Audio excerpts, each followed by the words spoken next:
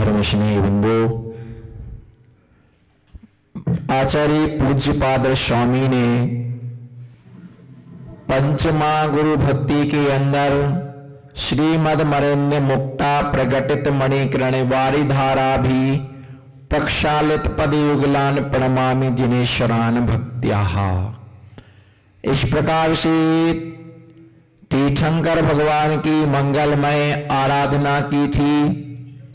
अरिहंत भगवान की भक्ति के माध्यम से एक कर्म निर्जरा करने का प्रयास किया, क्योंकि भगवान की भक्ति मुक्ति का वरदान प्रदान करने वाली है।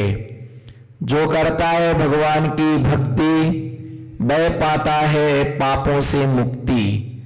चूंकि धर्म ध्यान के लिए समय व्यक्ति के पास कम और सांसारिक कार्यों के प्रति व्यक्ति के पास समय अधिक होता है।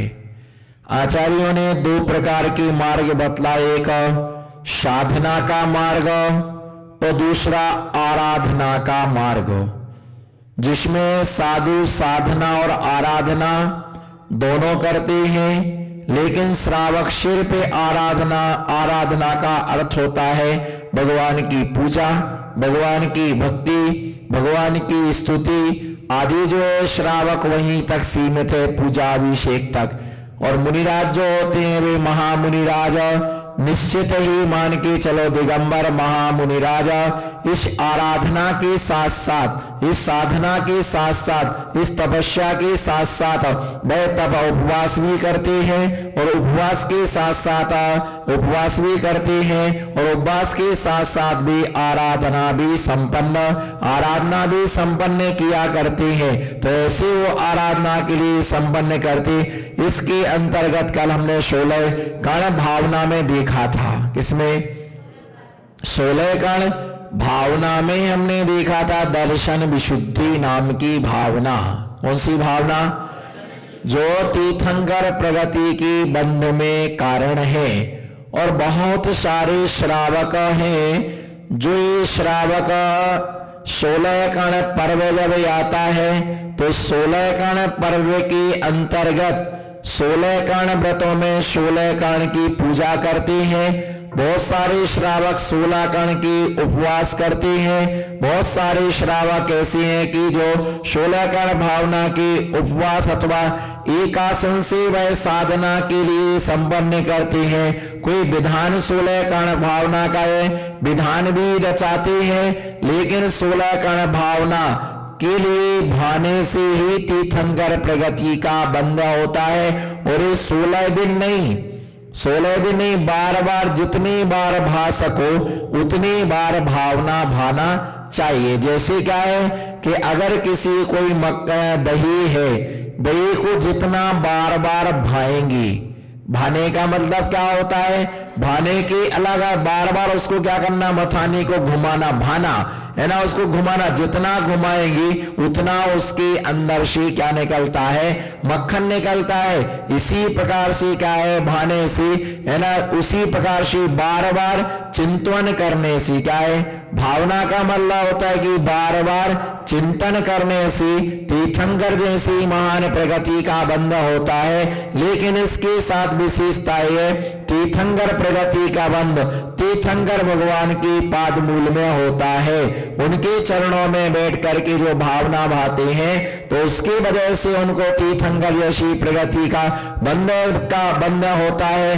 ये चतुर्थ काल में ही तीर्थंकर प्रगति का बंध होता है।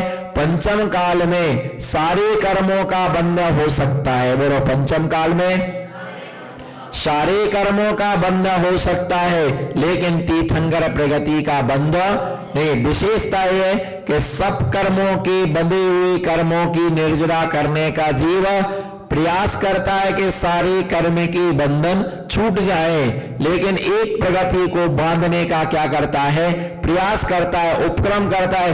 3 लोक में हलचल मचाने वाली तीन लोक में सहजता को उत्पन्न करने वाली जो तीर्थंकर प्रगति है, उस तीर्थंकर प्रगति की बांधने का विशेष मुनिराज भी पुरुषार्थ करते हैं कि इस तीर्थंकर प्रगति का मुझे क्या हो जाए, बंद हो जाए। और जो दिगंबर महामुनिराज की आगमन पर आने पर यदि कोई व्यक्ति अपना आसन नहीं छोड़ता है तो उसे मिथ्या दृष्टि जानना चाहिए। उसे मिथ्या दृष्टि कहा गया है। अगर आप मंदिर में पूजा कर रहे हैं, प्रश्न हो सकता है कि मंदिर में पूजन कर रहे हैं, है ना, अगर ऐसे समय पूजा चल रही, स्वाध्याय चल रहा है और मुनिराज आ गए तो हमें उस समय क्या करना चाहिए? क्या अगर पूजन कर रहे हैं और मुनिराज आ गए तो क्या करना चाहिए हमारे लिए? हम नियम लेकर के बैठे कि जब तक पूजन नहीं हो जाएगी तब तक हम क्या करेंगे? यहां से स्थान से उठेंगे नहीं। लेकिन उस चीज के लिए ध्यान रख के चलो, इधर उधर के कार्य करने को हम उठेंगे नहीं, इधर उधर के कार्य करने के लिए हम उठेंगे नहीं। लेकिन गुरुजन जब आएंगे तो हम उनके विनयाचार में क्या है, अगर आपने देख लिया है, देख रहे हैं और फिर भी आप बैठे हैं तो आपकी सम्यक दर्शन से च्युति स्थिति है या आपका सम्यक च्युत है। लेकिन आपने देख लिया है तो उठ करके आपको बाकायदा क्या करना चाहिए? अभिवादन उनका करना। यदि कोई सहजता से बैठा है कोई बात नहीं, लेकिन अहंकार में कोई बैठा कि हमें विनय नहीं करना है तो उसकी सम्यक दर्शन च्युत हो जाता है। किसी में उठने की सामर्थ्य नहीं है, कोई कमजोर है, उठ नहीं पाता है, वृद्ध अवस्था है। लेकिन अगर ऐसी स्थिति में आप उठ नहीं सकते हैं तो ये बैठे बैठे क्या करो? एक अदब, क्या बोलते इसके लिए? एक अदब। ऐसा बैठे बैठे वहीं पर बैठे बैठे कर लीजिए, विनय कर लीजिए। लेकिन अगर मान लो, कई लोग बोलते कि अगर मान लो माला फेर रहे हो, क्या कर रहे हैं? बोलो, माला फेर रहे, और आचार्य महाराज आ गए, मुनि महाराज आ गए तो क्या करना चाहिए? बोलो, है मत जोर से बोलो, क्या करना चाहिए? है ना, खड़ा हो जाना चाहिए। लेकिन ऐसा नहीं है। अगर आप माला फेर रहे, माला दो प्रकार से फेरी जाती है। कितने प्रकार से? एक आंख खोल करके और एक आंख बंद करके। अब माला हाथ में ले ली और पूरी काउंटिंग कर रहे, कौन आ रहा और कौन जा रहा, किसने श्रीफल चढ़ाया है, किसने चावल चढ़ाया है, कौन पंखा चालू कर रहा है, कौन खम्भे की ओट में खड़े होकर के बातें कर रहा है ना, कौन पूजा जिनवाणी उठा रहा है, कौन कहां जा रहा है। सब तरफ हमारी क्या है? एक आधुनिक बंदर। क्या? एक बोले, एक आधुनिक आदमी की माला फेरते समय वह स्थिति होती है जो एक पेड़ पर बैठे हुए बंदर की क्या होती है? स्थिति होती है। क्योंकि बंदर की निगाह कभी भी स्थिर, बंदर की निगाह कभी स्थिर नहीं रहती है। और आदमी का मन कितना चंचल है? बोलो, आदमी का मन, हाँ, तो आदमी का मन कितना चंचल है। आदमी का मन जैसे पीपल का पत्ता कभी स्थिर नहीं रहता है, पुरुष की दाईं भुजा हमेशा फड़कती रहती है, हाथी का कान कभी स्थिर नहीं रहता है और नारी के कान का कुंडल कभी स्थिर है ना। जितने ये चंचल हैं, क्या बोलो? पीपल का, बोलो, पीपल का, अंत में हम आप पर आएंगे। पीपल का पत्ता, हाथी का कान, पुरुष की दाईं भुजा, है ना, और स्त्री के कान का कुंडल जितना चंचल होता है उतना ही हर आदमी का मन क्या होता है? आंखें खोल करके, है ना, आदमी बैठा हुआ है और यहाँ वहां देख रहा है। माला फेरने में मन कम और यहाँ वहां देखने में मन, हाँ, अगर ऐसे आप माला फेर देख लिया तो आपको अपना आसन छोड़ना चाहिए। और यदि मान लीजिए आपने नहीं देखा, आंखें बंद करके आपकी यदि जाप चल रही है तो फिर आपको उठने की आवश्यकता, फिर आपके लिए उठने की आवश्यकता नहीं है ना। आदमी उठता नहीं है, उसके सम्यक दर्शन की विशुद्धि उसे उठा, है ना, उठा देती है। और अगर दुनियाचार में आदमी नहीं उठता है तो उसको दुनिया से उठने में नहीं लगती है। क्योंकि आचार्य कुंद स्वामी ने अष्टपार में का जीव विमुख को साबो, दर्शन मुख को होई चल साबो, साबो लोए अपुज्जो, लोयत परम होई चल साबो। आचार्य भगवान लिखते हैं के जीव विमुख को सावो दर्शन मुख को हुई चल सावो। जिस प्रकार से किसी की प्राण निकल जाने पर वो क्या हो जाता है, मुर्दा हो जाता है, सौ हो जाता है। किसी के प्राण निकल गए हैं और सौ हो जाता है, मुर्दा हो जाता है। इसी प्रकार से धर्म के क्षेत्र में अगर कोई व्यक्ति सम्यक दर्शन से चित्त हो गया है तो चलता फिरता सौ है। क्या है, कौन सा सौ है, वो चलता फिरता सौ है। जीव विमुख को साबो दंसा मुख को है चल साबो। साबो लोय पुज्जो लोयत्र में हुई चल साबो। वो चलता फिरता जिसके सम्यक दर्शन नहीं है वो चलता फिरता क्या है, सौ है ना। इसी प्रकार से जिस व्यक्ति की धार्मिक भावना नहीं होती है वह इस प्रकार से क्या है, बिना सींग और बिना पूंछ का है ना जानवर है, घूम रहा है। इसलिए अगर आपके विनयाचार ने अगर आपका दर्शन विशुद्धि नहीं है तो मुनियों का सम्मान तुम कभी भी कर नहीं सकते और तीर्थंकर प्रगति का बंध कभी हो नहीं सकता है। भूल करके भी दिगंबर महामुनिराज का कभी भी अभिनय नहीं करना, कभी भी उनका तिरस्कार नहीं करना, कभी भी उनका अनादर नहीं करना। इसके दुष्परिणाम कभी भी अच्छे नहीं होते हैं। इसलिए ध्यान रख करके चलना कि दिगंबर महामुनिराज जैसे ध्यान रख के चलना कि दर्शन की विशुद्धि हमारे अंदर है तो उनके पराभव के विषय में हम किसी प्रकार से विचार भी नहीं कर सकते हैं। और पहली भावना दर्शन विशुद्धि। दूसरी भावना क्या है, दूसरी भावना का नाम क्या है, बोलो दूसरी भावना। दूसरी भावना कौन सी है, दूसरी भावना का नाम है विनय संपन्नता। कौन सी संपन्नता, बोलो कौन सी संपन्नता, जोर से बोलो कौन सी संपन्नता, विनय संपन्नता। ये नहीं कहा गया कि धन संपन्नता, क्या बोलो क्या है, धन संपन्नता अथवा विनय संपन्नता। कौन सी संपन्नता, अगर ये कहो कि विनय संपन्न धन संपन्नता तो जब हम पूजा करते हैं और पूजन के समय जब पाठ पढ़ते हैं तो सबसे पहले पाठ का नाम क्या है, विनय पाठ। अब उसके लिए कर दो धन पाठ। क्या कर दो डॉक्टर साहब, विनय पाठ के लिए क्या कर दो, धन पाठ कर दो तो अच्छा रहेगा कि धन पाठ। अरे भैया धन पाठ नहीं, हमें क्या करना है, धन पाठ नहीं, हमारे लिए क्या करना है, विनय पाठ। क्या है, कौन सा पाठ है, विनय पाठ पढ़ते हैं, धन पाठ नहीं, विनय संपन्नता। बोलो विनय संपन्नता। और दूसरे का नाम क्या है, तो उसके नाम एक के पास धन संपन्नता है और एक के पास विनय संपन्नता है। धन संपन्नता से तीर्थंकर प्रगति का बंध नहीं होता है, विनय संपन्नता से तीर्थंकर जैसे महान प्रगति का बंध होता है। विनय का मतलब होता है अपने पूज्य जनों की आते ही उनको देख करके अपना आसन, बोलो अपना आसन क्या कर देना, छोड़ देना, उनसे पीछे चलना। क्या, गुरुजनों से पीछे चलना, उनसे आगे नहीं चलना। दूसरी बात, उनसे जब हम कुछ प्रश्न पूछते हैं तो क्या करना, हाथ जोड़ करके प्रश्न पूछना है ना, इसका नाम है विनयाचार। हाथ जोड़ करके पूछना और उन्होंने जो समझाया है ना उसके लिए स्वीकार करना।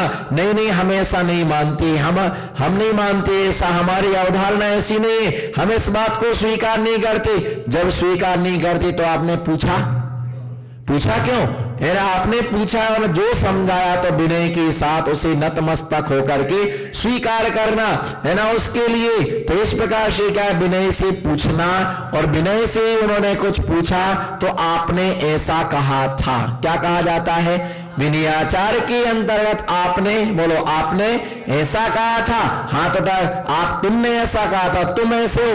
इस प्रकार से गुरुजनों से कभी भी किसी चीज की बहस नहीं की जाती है। किसी प्रकार से विनय के साथ उनको अच्छा लगे आप स्वीकार कर लीजिए। मैं तो ये जानता कि अगर आपको हमारे पास अच्छा नहीं लगता है आपको आना नहीं चाहिए। विनय अभिनय का भाव ही खत्म हो जाएगा।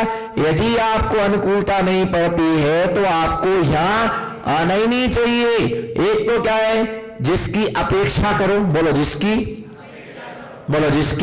अपेक्षा करो, उसकी कभी उपेक्षा नहीं करना। बोलो जिसकी अपेक्षा करो, उसकी कभी उपेक्षा नहीं करना, और जिसकी उपेक्षा करो उससे कभी क्या नहीं करना, उससे कभी अपेक्षा नहीं करना है। इसलिए ध्यान रख के चलना कि अगर आपको आपको ऐसा लगता है कि हमारा यहां सम्मान नहीं है, तो ऐसे स्थान पर हमें जाना नहीं चाहिए। और यदि आप गुरु से सम्मान की भावना रख रहे, तो इससे बड़ा पाप दूसरा कोई दूसरा नहीं है। गुरु से आप ये तो सोचो कि आप किस लायक हैं, आपकी योग्यता क्या है। 1 महीने को रात्रि भोजन त्याग करना मुश्किल पड़ता है, 1 महीने के लिए रात्रि भोजन का त्याग करना मुश्किल पड़ता है, 1 दिन का ब्रह्मचर्य धर्म का पालन करना मुश्किल होता है, नीचे देख करके बैठना मुश्किल होता है, 1 दिन का रसभरी त्याग करना मुश्किल होता है। आप किससे सम्मान की भावना रख रहे, आप किससे प्रशंसा की भावना रख रहे, आप किससे बहुमान कर। और सम्मान उसे मिलता है जो दूसरों को सम्मान, जो सम्मान देता है वो व्यक्ति सम्मान पाता है, और जो अभिनय करता है उसे कभी भी सम्मान प्राप्त नहीं होता है। उनके लिए कभी भी किसी प्रकार से, है ना, तुमने ऐसा कहा था, तुम ऐसे हो, कभी उनसे इस प्रकार का जवाब और सवाल, है ना, इस प्रकार से कभी बहस नहीं की जाती। कह दिया सबसे बड़ा हमारे जैन आगम का मूल मंत्र है, बोलो सबसे बड़ा हमारे जैन आगम का सबसे बड़ा मूल मंत्र है, बोलो हमारे जैन आगम का सबसे बड़ा मूल मंत्र है गुरु आज्ञा। बोलो सबसे बड़ा क्या है, गुरु आज्ञा। इसके लिए दिया कि जो अच्छे शिष्य होते हैं, समझदार शिष्य होते हैं, मेधावी शिष्य होते हैं, वो गुरु के समीप में कभी दीवाल का टेका लेकर के नहीं बैठते। गुरु के पास कभी बैठे हैं तो गुरु के पास कभी भी टीका लेकर के नहीं बैठना, एक पैर पसार करके नहीं बैठना। वो जहां पर बैठे उनके सामने छींक नहीं लेना, अगर आप बैठे तो उनके सामने जवाई नहीं लेना, उनके सामने एड़ाई नहीं लेना, हाथों को नहीं पसारना। अब मान लो किसी को छींक आए तो क्या करें, बोलो। ये सारे नियम तो बना दिए, रूल तो आपने बता दिया। अब कोई ऐसा तो नहीं कि कोई छींक फोन करती हो कि भैया हम आ रहे हैं, तो हम थोड़ा समझ जाए। अगर मान लो छींक आ गई महाराज श्री आपके कमरे में, तो क्या करें बताइए आप, बोलो। अगर छींक आ गई, झमाई आ गई, अब ऐसा तो नहीं लिखा तो नहीं कि 5 बज करके 7 मिनट पर तुमको एड़ाई आएगी, बताइए। ये तो साहजिक क्रियाएं हैं। मान लो किसी को जमाई आ गई तो कह के थोड़ी आती कि भाई मैं जमाई आ रही हूं, आप सावधान रहना। अब मान लो आ गई जमाई, बोलो हे गुरुवर, जमाई, छींक, एड़ाई यदि आ गई तो उस समय हम आपके कमरे में क्या करें।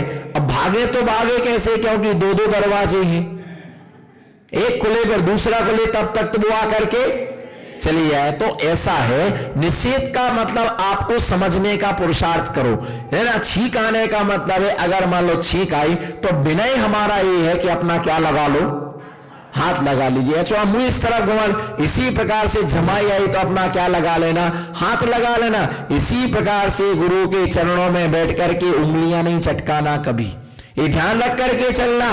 गुरु के चरणों में बैठ करके कभी क्या नहीं करना, उंगलियां नहीं चटकाना। इस प्रकार से क्या है, पैर पसार के गुरु की बराबरी से कभी नहीं बैठा जाता है, हमेशा गुरु के सन्मुख बैठना।